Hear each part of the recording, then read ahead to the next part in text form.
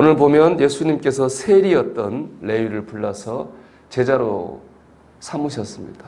그리고 그의 집에 가서 식사도 함께 하셨습니다.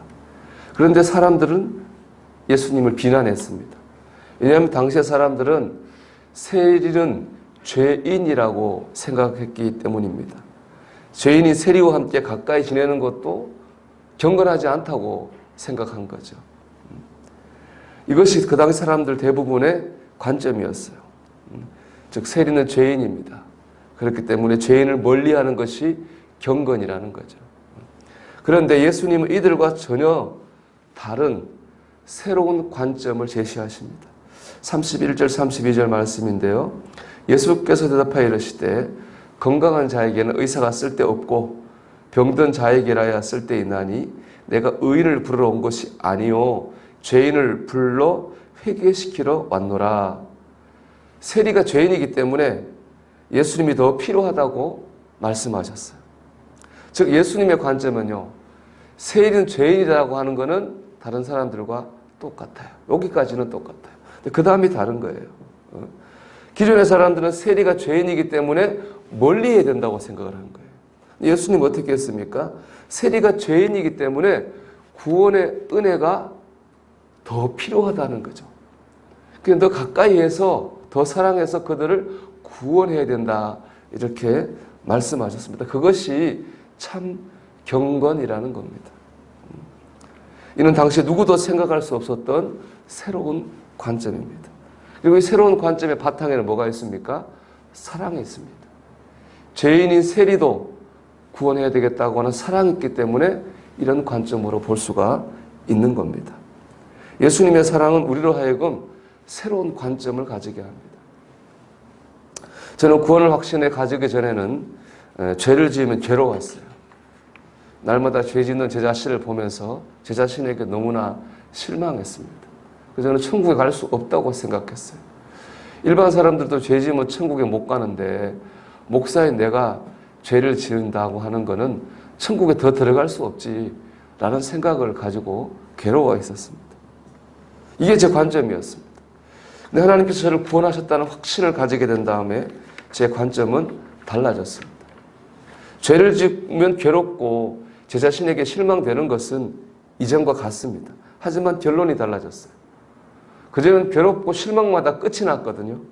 하지만 이제는 감사로 끝이 납니다. 내 자신도 실망하는 이런 나까지도 구원해 주셔서 감사합니다. 나 같은 죄인 살리신 주 은혜 놀라워. 이런 고백이 일어나게 됩니다. 이제는 괴롭고 많은 것이 아니라 더욱더 감사합니다. 저도 구원해 주신 하나님을 믿기 때문입니다. 바울은 로마서 5장 20절에서 이렇게 말씀합니다. 죄가 더한 곳에 은혜가 더욱 넘쳤나니 이렇게 말해요. 내 죄가 깨달아질수록 괴로운 것이 아니라 오히려 구원하신 은혜가 더 크게 느껴지고 더 크게 감사한 거죠. 여러분 생각해 보세요. 10,000원 빚 탕감 받은 게 기쁘겠습니까? 10억 원 빚 탕감 받은 게 기쁘겠습니까? 어떤 게 기쁠까요? 10억 원 빚 탕감 받은 게 훨씬 기쁘죠.